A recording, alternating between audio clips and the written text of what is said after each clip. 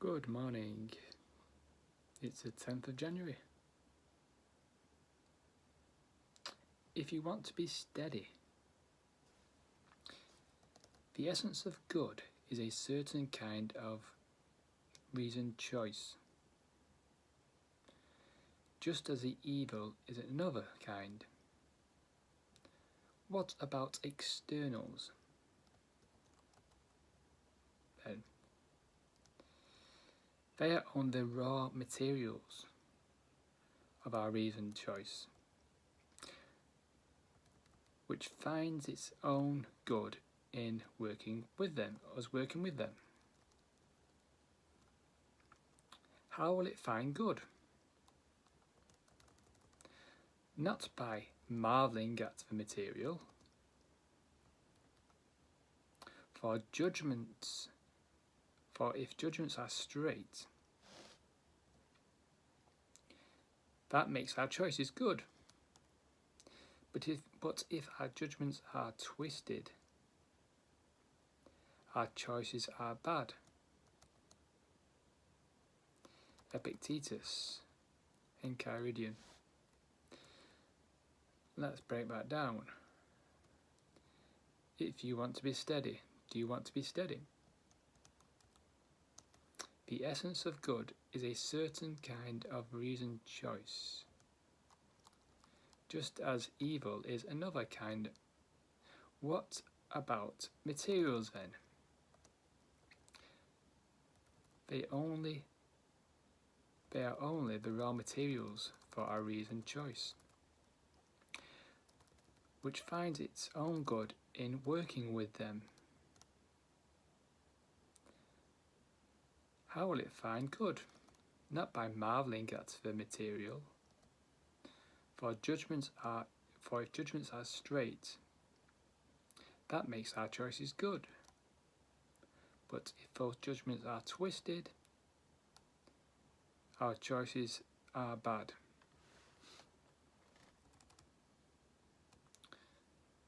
So I'm going to use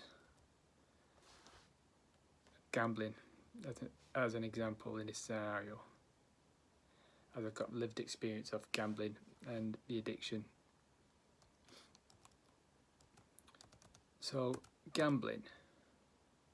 gambling industry, there's a stigma around it that it's bad, that gambling is bad for you. The stigma is that gambling is bad in any shape or form. But is it true? Is it true that actually gambling is bad? Or is it our own judgments of gambling that is harming us? And what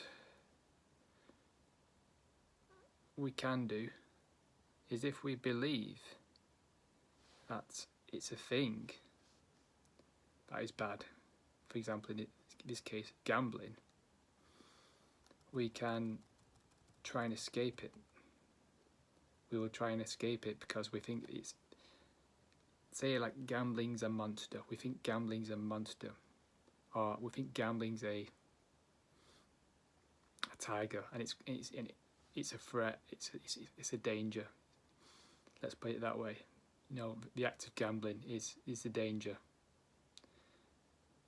It's a monster. It's going to kill us. What we're going to do? If we're going to either run away from it, or we're going to fight it, or we're going to hide from it. Fight, flee, or hide. But we've chose, it's not, gambling isn't a monster. What we've done with our own judgments and reason, we've drew a picture. It's like drawing a picture of, when we think of gambling, we draw a picture of a monster and with sharp teeth, and it's going to get us. And we remember all the bad feelings about when we've gambled. We remember all the pain we suffered and all the excitement, all the pain, all the excitement, all the ups and downs when we've gambled. From an addiction point of view, when you're addicted. So how do you define an addict? Someone who maybe spends more than they set out to, chases losses, spends more time, who spends more energy than what they did, than they set out to, than they planned. So that's my perception on it. And it's us, it's our reason choice that is drawing that picture in our head that the gambling is the monster, the gambling is bad in itself. But it's our own mind, it's our own reason choice, it's our own opinion, it's our own perception that gambling is bad. Because it's proof of that not everyone who gambles is addicted. If gambling was bad in itself, everyone would be addicted 100%. Everyone would be addicted, but it's not. It's a lie. It's a lie we're telling ourselves that gambling is bad. Through the paintings we draw of the thing, through our imagination. For example, with me, I've drew a picture that gambling is bad.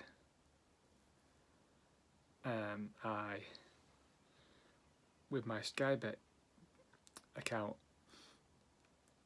I pressed cool off 31 times. I found out I pressed cool off 31 times in the 11-year tenure of my account.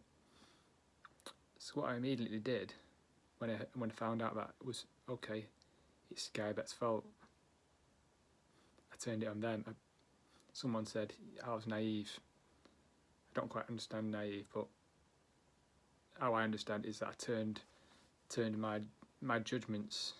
My judgment of it was that they were bad. They shouldn't have let me onto their platform. They should have excluded me. But rather looking at my own judgments of the thing, and me gambling wasn't bad in itself. You know, the act of me gambling for 11 years wasn't bad in itself. It was my emotional attachment to it. It was my discipline. It was the choices I was making when I was gambling. For example, I was spending more money than I set out to when I planned. I was spending more money than I planned to when I set out. I was spending more time. I was spending more energy than I planned. I could feel my body getting excited. I could feel when I won. I could feel my body low when I'd lost. Rather than, as Epictetus says, have a straight opinion, straight judgment of it. Because it's all, if we are, as Epictetus says, if our judgments are straight about things, then our choices will be good. If our judgments are twisted, then we'll be bad. So in my case, when we're gambling, my judgments were twisted, and my choices were bad. I was staying up all night, and when I had work the next day, but that could be a case of just poor discipline and not being aware of my own judgments, the power of my own judgments, and I tend to do that quite a lot throughout my life. And when you have got twisted judgments, it can lead into other ways of life. So that's gambling. Let's use the weather. You probably hear a lot of people saying the weather's bad today, the weather's miserable. And is the weather really bad? Is it really miserable? Or is it our judgment of it? So when someone says that to me, oh, the weather's miserable today, I'll say, is it really? Is the weather really miserable in itself, or is it your judgment of it? So that's an example of shining a light. It's like shining a light on your own judgment, and your focus on you. You know, turning the light that's shining on the outside. It's turning inside, turning that lamp. So it's pointing right at you, right at your brain, in your opinion, and it comes with practice. You're not. It's possible, but it's very unlikely to wake up one day and all of a sudden make straight judgments and have straight opinions and choices about things.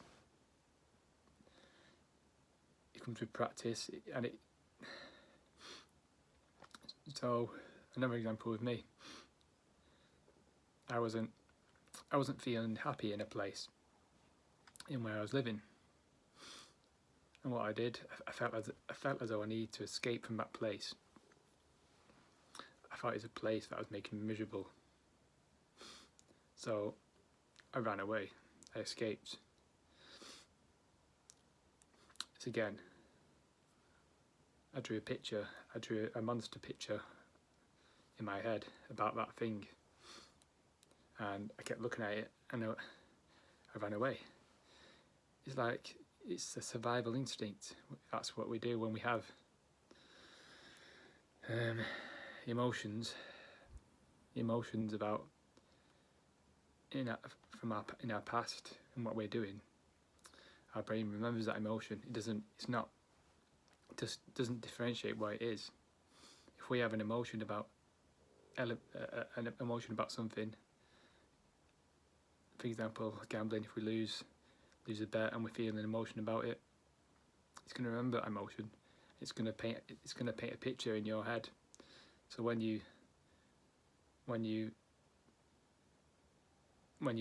sort of think about, gambling, it's going to show you that monster, and when it comes, you fight it, and there's a lot of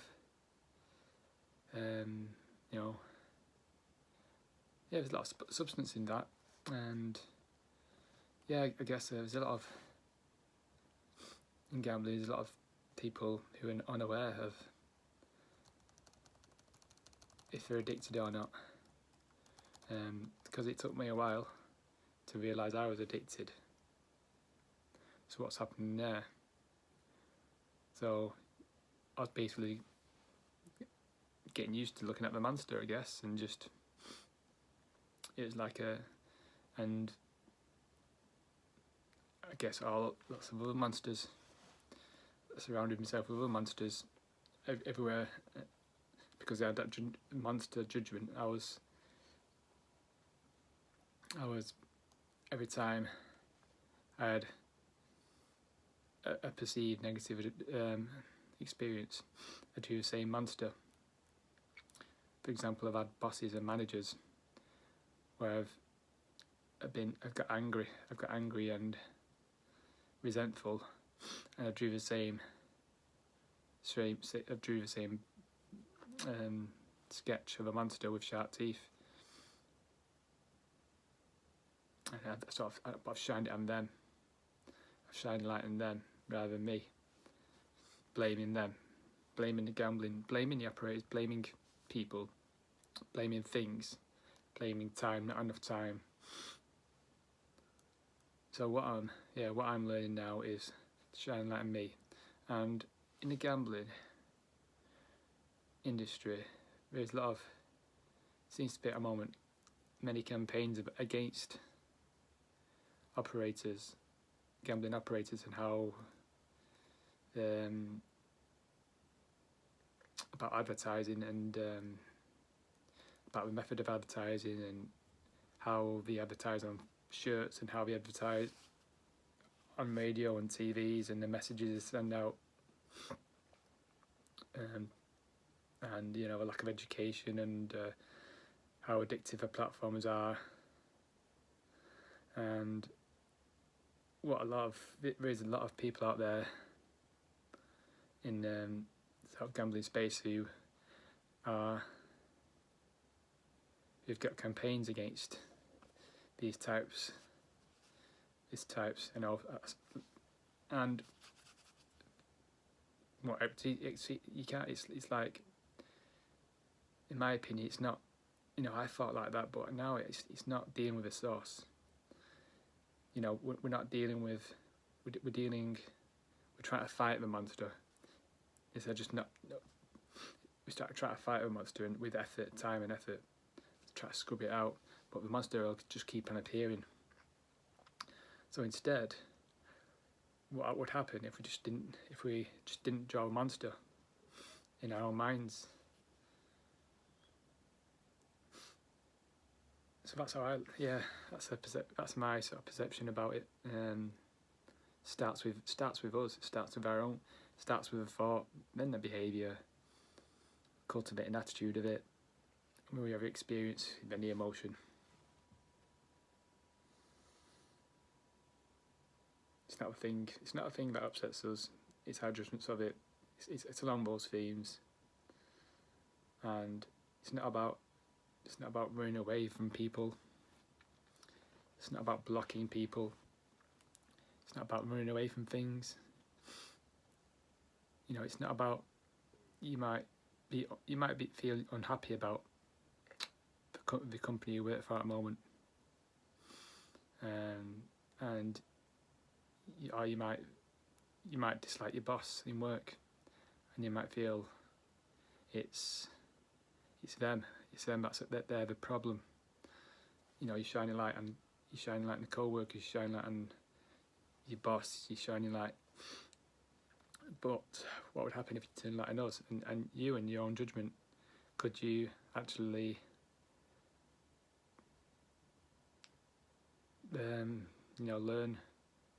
If you looked at your own judgments, would your perceptions change? I'm not saying you stay or leave at that company.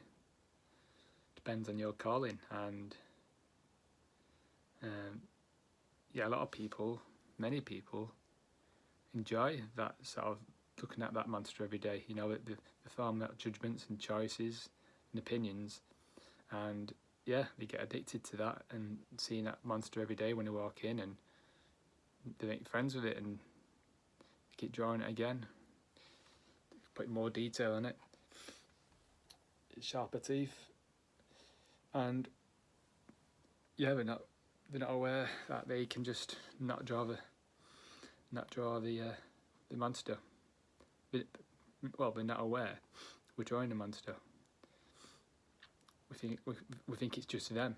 We think they're just a monster. The thing, people, place. It's a difference between objective and subjective, and we believe that our subjective is the objective. We seem to get it the wrong way around. We think that subjective things are objective. For example, weather. We think it's fact that it's just miserable. And it can come with stigmas, collection of opinions, and you can become conditioned, associate. We associate, in the UK, we associate rain with miserable. When we feel rain, when we see it, our brain associates as grim. It remembers feeling wet, and remembers people saying to us, "Oh, it's miserable today." And even weathermen, they give a subjective opinion on objective things and on the radio, on the TV. But it's good reflection for me today, and I'll carry this thought on through, and continuing with the control and perception month of January. Feel free to share this. I'll upload this now. Thanks for watching.